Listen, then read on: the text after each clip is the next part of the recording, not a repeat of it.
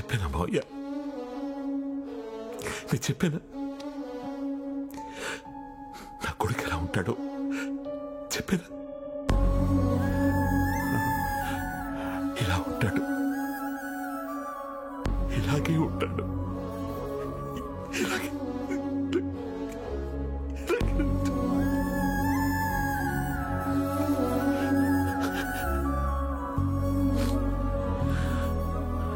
Sir ఊరుకోండి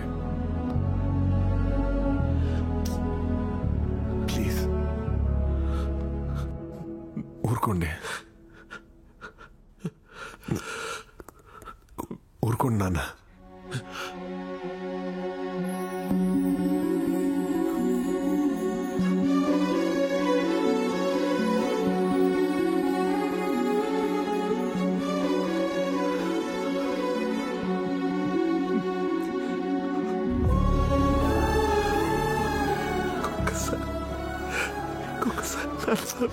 ఊరుకోండి నాన్న ప్లీజ్.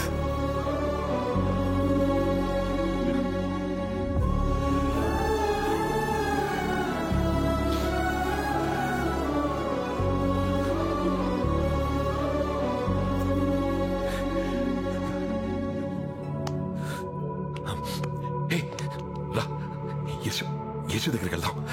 కమా మావయ్య, తనకి నిజం చెప్పాలి, వెంటనే చెప్పేయాలి. చాలా చాలా సంతోషిస్తుంది.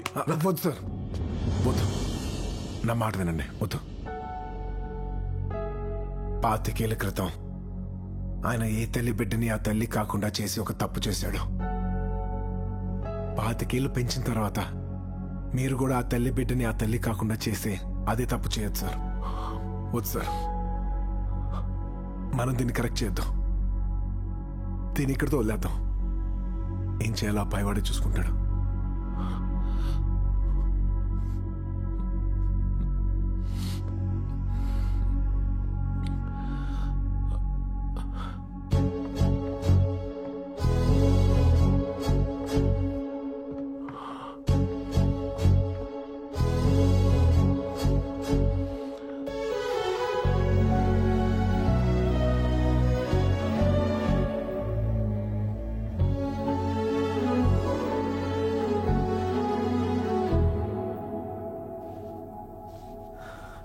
నువ్వు నాకు ఇష్టం లేని నిజం. ఎందుకంటే you are better than my son. అందుకే నేను ఒప్పుకోలేదు.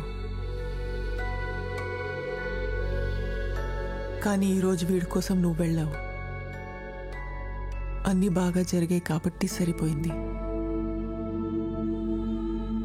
లేకపోతే వీడుండేవాడు కాదు. బంటూ, ఆడాళ్ళు వేరే ఇంటి నుంచి వచ్చిన వాడిని భర్తగా ఒప్పుకుంటారు, కానీ తన్నించి రాని వాడిని బిడ్డగా ఒప్పుకోరు. వీడి ప్లేస్లో నువ్వు వెళ్ళావంటేనే నువ్వు నా కొడుకు కింద లెక్క. ఇంకా ఒప్పుకోవాలా నేను?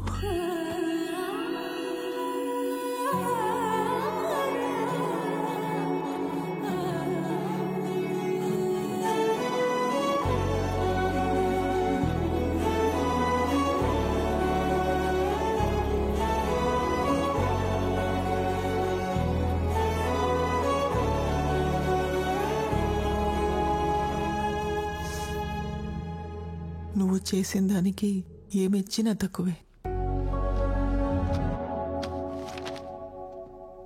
నువ్వు తెచ్చింది నీకే ఇచ్చేస్తున్నాను. తీసుకో. మేడం, మీరేదో ఇస్తారని నేను చేయలేదు మేడం. వద్దు ప్లీజ్. తీసుకో. బంటూ ప్లీజ్. అమ్మ ఏమిచ్చినా కొడుకు కాదనకుండా తీసుకోవాలి. కరెక్టేనా నాన్న? అవునమ్మా, నువ్వు ఏం చేస్తే అదే రైట్.